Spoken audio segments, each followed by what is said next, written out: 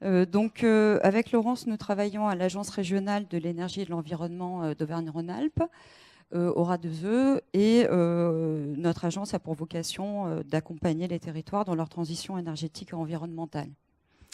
Et dans ce contexte, nous travaillons sur un certain nombre d'activités, dont des projets européens qui nous permettent d'expérimenter, de tester des solutions innovantes dans les territoires en région.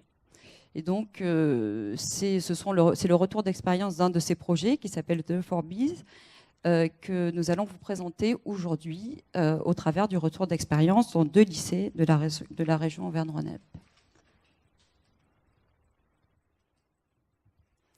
Voilà, donc le projet The 4Bees part du constat que l'énergie dans les bâtiments est principalement utilisée, enfin consommée par les usagers et pas par le bâtiment lui-même, et que donc il est tout aussi important de sensibiliser et d'impliquer les usagers du bâtiment que d'instrumenter le bâtiment au travers de solutions techniques et numériques. Et donc dans ce projet, nous avons combiné les deux et testé des solutions de part et d'autre, aussi bien du côté du changement de comportement que du côté de l'instrumentation. Donc The 4Bees, c'est un projet qui réunit 13 partenaires européens, 6 pays, de l'espace alpin, dont la France. Et donc en France, nous étions partenaires avec Espul sur la région Auvergne-Rhône-Alpes. Nous avons travaillé pendant 3 ans.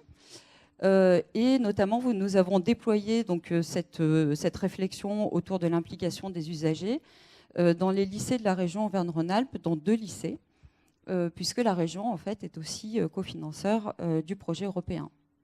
Et donc, c'était les lycées d'Aragon, à Givors et de Condorcet à Saint-Priest. Donc, nos occupants, ce sont des lycéens et nos bâtiments des lycées et essentiellement des salles de classe que nous avons instrumentées. Donc, rapidement, concernant la démarche, nous avons procédé en 2 temps. D'abord, nous avons travaillé à la détection des comportements et des besoins des usagers du bâtiment. Donc principalement des élèves, mais aussi des professeurs et du personnel occupant les locaux. Et ensuite, nous avons co-construit avec eux des solutions numériques pour favoriser les économies d'énergie. Donc sur la première partie de la démarche, donc les usages, les besoins, nous avons consulté les élèves de différentes manières, alors avec l'aide d'un psychosociologue, enfin d'un cabinet Psycholab qui vous fera une présentation tout à l'heure sur les changements de comportement, qui nous ont vraiment accompagnés là-dessus. Nous avons aussi travaillé avec l'Université Lyon 2, qui a participé au processus. Mais l'idée, ça a été de consulter les lycéens de différentes manières. Donc d'abord, au travers d'un questionnaire web qui nous a permis d'évaluer leurs connaissances, leur mode de représentation aussi de l'énergie dans les bâtiments. Ensuite, nous avons travaillé en ateliers participatifs, donc on a appelé ça des Co-Creation Labs, des CC Labs, c'est-à-dire qui réunissaient quand même une centaine d'élèves des 2 lycées qui ont réfléchi en groupe, en petits ateliers, aux usages de l'énergie, alors par exemple à l'éclairage, à la bureautique, et il y a d'autres voilà, d'autres usages possibles. Et ils ont commencé à y préfigurer, à imaginer des solutions pour économiser l'énergie dans leur lycée. Donc concrètement, qu'est-ce qu'ils pouvaient faire, eux et c'était vraiment la première fois qu'ils se posaient cette question-là. Et ensuite, on a continué ce travail et développé des idées au travers de travaux pratiques, là, avec des classes bien spécifiques, donc 2 classes en fait, une dans chaque lycée, pour co-construire des outils de sensibilisation et des outils numériques de monitoring de salles de classe. Donc de cette première phase de la démarche, on en a tiré un certain nombre d'enseignements. D'abord, les élèves sont conscients des enjeux environnementaux. Ils les appliquent déjà pour la plupart en fait, chez eux. Par contre, ils ne savaient pas concrètement comment agir dans le lycée, quelles étaient leurs possibilités d'action dans le lycée. Donc on a eu toute une phase en fait, d'explication et de discussion avec eux à ce sujet. Et puis on s'est rendu compte qu'ils ne pouvaient pas agir sur les consommations de chauffage dans les lycées, puisque finalement l'exploitation du chauffage est centralisée au lycée au travers des gestionnaires de lycée, dans les lycées. Et donc, en termes d'impact et de capacité d'action, les élèves n'avaient la main que sur les consommations d'électricité. Et on a identifié comme usage l'éclairage et puis tout ce qui était bureautique, enfin informatique, quoi. Donc les vidéoprojecteurs, les PC, etc. Et ils ont aussi la main sur la qualité de l'air, avec notamment la possibilité d'ouvrir ou de fermer les fenêtres en fonction de la qualité de l'air. Donc là-dessus, ça nous a donné des pistes pour les solutions de monitoring, notamment les capteurs qu'on pouvait mettre en place pour faire le suivi de certains paramètres. Et ils nous ont aussi demandé de pouvoir visualiser finalement les paramètres mesurés. Donc là, vous voyez, c'était un dessin qui a été fait par les élèves dans les CC Labs.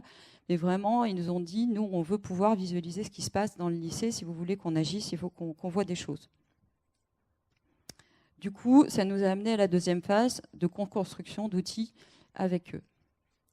Donc, il y a eu deux types d'outils qu'on a développés avec eux. D'abord, des outils de sensibilisation, donc pour éveiller les consciences dans le lycée auprès des autres élèves. Donc, vous voyez à gauche des affiches, des nudges qu'ils ont mis en place et qu'ils ont posés dans les salles de classe aux endroits judicieux, on va dire, par exemple, pour éteindre la lumière ici, qui était un des comportements qu'on souhaitait provoquer pour économiser les consommations liées à l'éclairage. Et puis à droite, on a co-construit avec eux des outils numériques pour suivre les consommations et donner du feedback aux usagers sur justement ces consommations et ce qui se passait dans les salles instrumentées. Donc je vais m'étendre un peu plus sur ces outils numériques que l'on a mis en place. C'était vraiment expérimental. Donc côté capteur, on a mis en place des objets donc connectés, des capteurs qu'on a construits nous-mêmes en fait sur la base d'outils et de solutions open source. Donc des solutions qui sont pas très chères à mettre en place. Donc des cartes électroniques qui sont munies de capteurs, de luminosité, de température, d'humidité, de taux de CO2 et de COV. Donc les deux derniers pour la qualité de l'air, et équipé également d'un microcontrôleur Arduino qui permet de récupérer les données des capteurs et de les envoyer vers l'extérieur au travers d'une connexion Internet. L'idée, c'était de récupérer de la donnée et ensuite de la traiter. Donc vous voyez que ces box de capteurs là, qui sont entourés sur les dessins, on s'est posé pas mal de questions sur comment on allait entourer finalement cette carte électronique. Voilà, on a opté pour différentes solutions pour la boîte en tant que telle, et puis où est-ce qu'on allait la poser. On a vite été confronté aux problématiques de est-ce qu'on la met plutôt en haut, plutôt en bas, ça dépendait de l'alimentation électrique. On s'est posé la question des vols aussi. Et puis aussi de finalement aussi ajouter des explications autour de ces box qui elles-mêmes étaient des outils de sensibilisation potentiels. Donc il y a eu des retours notamment de professeurs qui n'étaient pas dans le coup, qui ont dit ah tiens c'est chouette ce que vous avez mis en place dans cette salle de classe. Donc on a posé une box par salle de classe, 2 salles par lycée. Donc en tout on avait 4 salles instrumentées dans le projet. En parallèle aux capteurs environnementaux, de paramètres environnementaux, on a mis en place des enregistreurs de consommation électrique. Du coup, puisque nous, on était sur l'électricité, donc à la fois dans les capteurs, dans les tableaux électriques, ici, et sur certains appareils, de manière spécifique, pour pouvoir avoir des idées de consommation et puis aller cibler de manière plus spécifique certains appareils, comme par exemple, on a monitoré une machine à café, une imprimante 3D, et des appareils un peu spécifiques comme ça. Bon, l'idée, c'était que les élèves puissent regarder un peu les profils d'usage de tous ces appareils-là. Au niveau des tableaux électriques, on a pu monitorer en fait l'éclairage, un aérotherme et puis ensuite les prises bureautiques classiques. Et c'est la solution GreenPrise qu'on a utilisée pour faire ces mesures-là.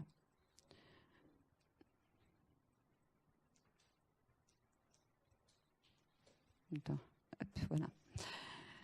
Donc on avait des capteurs d'un côté, des enregistreurs de conso électriques de l'autre, et on envoyait toutes ces données au travers d'une connexion Internet vers un serveur de stockage, une plateforme Big Data, parce que ça te permet de stocker quand même beaucoup de volume de données. On avait des données qui étaient à un pas de temps qui variaient selon les capteurs entre 1 minute et 15 minutes, et des enregistrements sur plusieurs mois.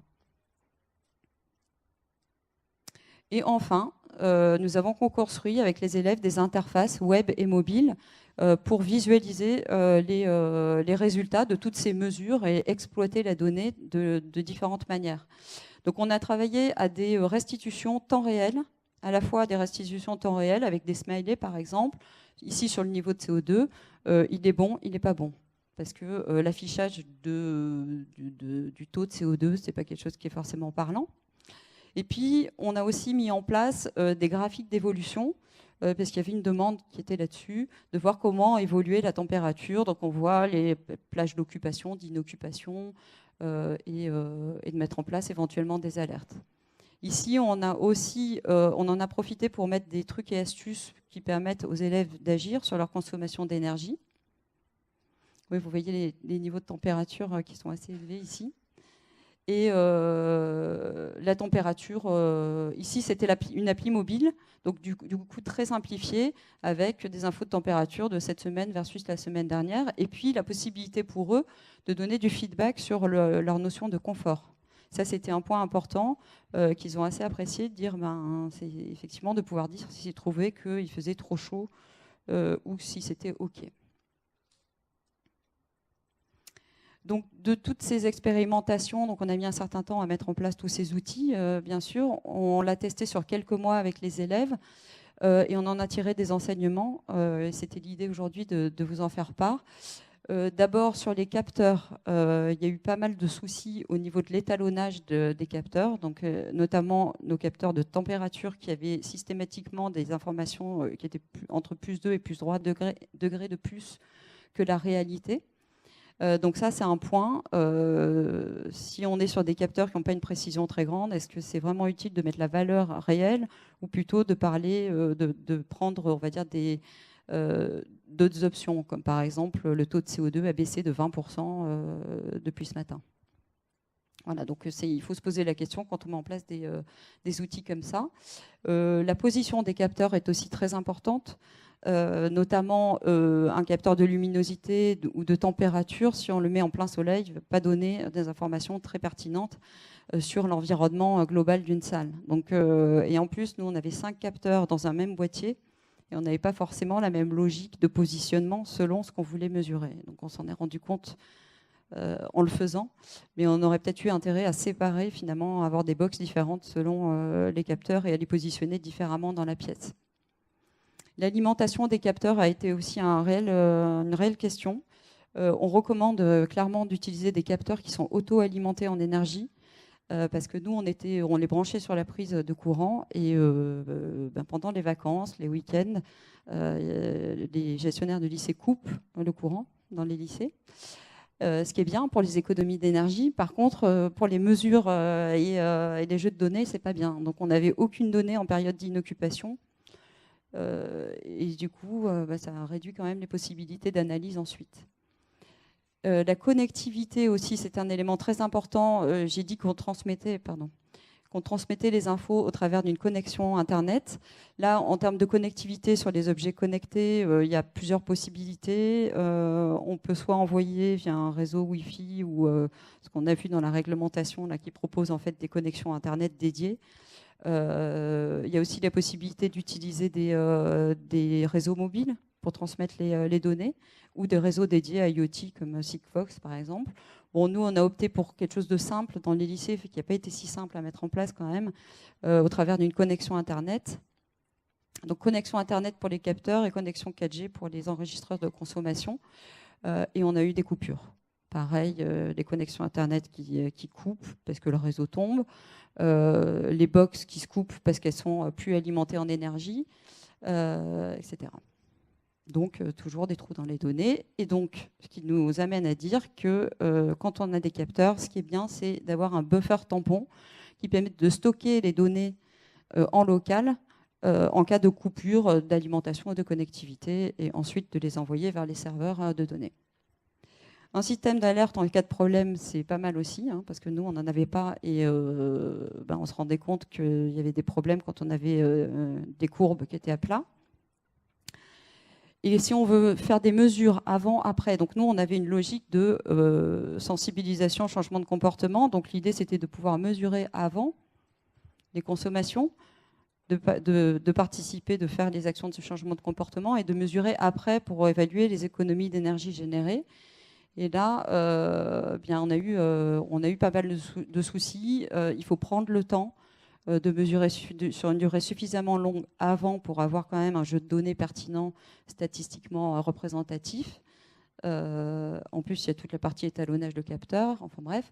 Et ensuite, après, d'avoir aussi le temps d'avoir une période à peu près similaire d'usage et qu'on puisse comparer les deux. Et enfin, donc nous, on a eu tellement de problèmes techniques, de coupures dans tous les sens et des jeux de données qui étaient vraiment à trous qu'on n'a pas pu faire d'évaluation quantitative. Donc on ne peut pas dire quel est l'impact des actions de changement de comportement sur les économies d'énergie.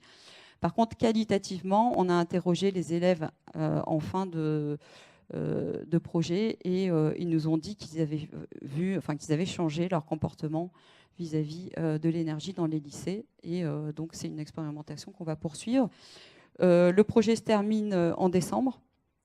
Et donc, nous sommes en train de rédiger avec Espul un kit pédagogique à destination des enseignants qui souhaiteraient mettre en place un projet comme ça pédagogique avec leurs élèves des classes techniques, soit de mettre en place des box de capteurs ou développer des interfaces mobiles et on leur mettra à disposition un serveur internet où ils peuvent stocker les données et également un hébergement possible pour une appli mobile qui souhaiterait développer.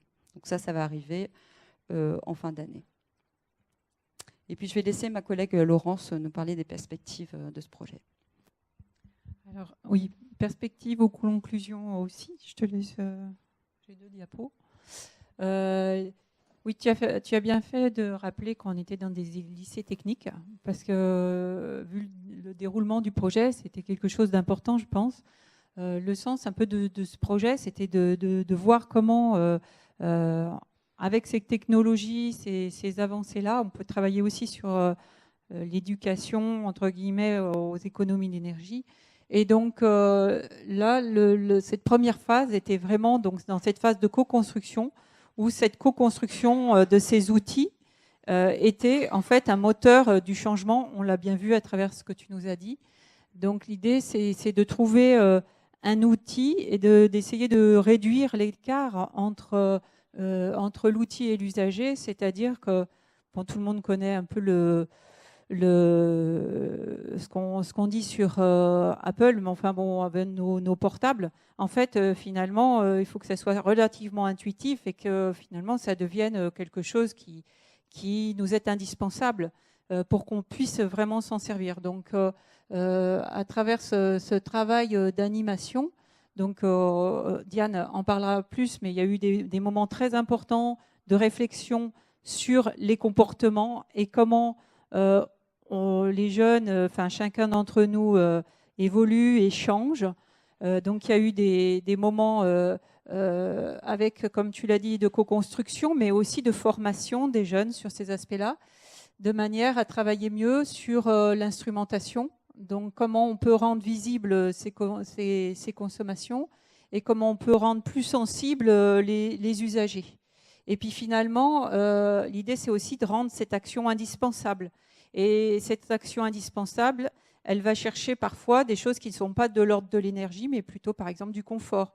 Donc c'est dans toute cette élaboration avec les jeunes qu'ont pu être détectés un petit peu les leviers d'action et le langage à mettre en place. Donc ça, c'était cette première phase de co-construction. Et encore une fois, je ne sais pas si c'est dans le sens, je vais être dans le bon sens. C'est quel bouton? Merci. Non, c'était dans l'autre.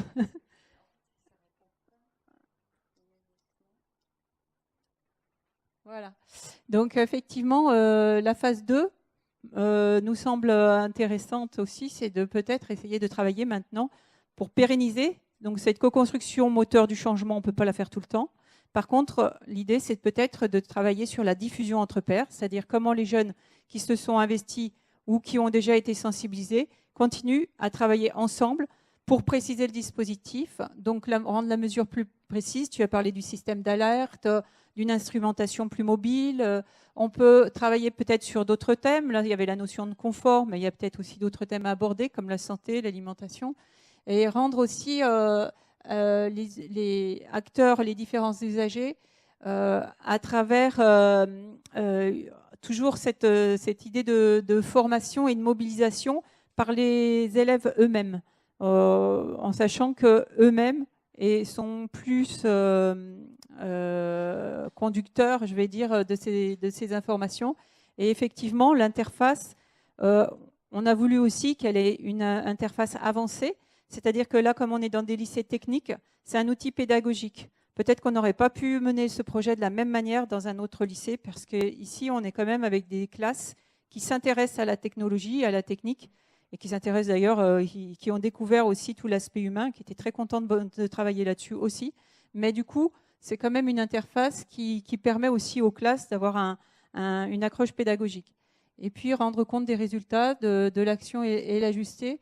Donc, effectivement, on a parlé de l'affichage dans le lycée, mais on peut fêter la progression. Donc, peut y avoir un échange entre lycées. Ça a eu lieu, mais ça pourra avoir lieu à nouveau sur l'évaluation. Et puis, l'idée aussi, c'est peut-être de travailler sur un cahier des charges, j'allais dire, qui s'inscrit dans la rénovation des lycées, dans le sens où cette expérimentation, quelque part, elle doit pouvoir aussi déboucher sur un dispositif plus pérenne qui pourrait être vraiment intégré et dans les bâtiments et dans la vie des lycées. Voilà. Merci de votre attention.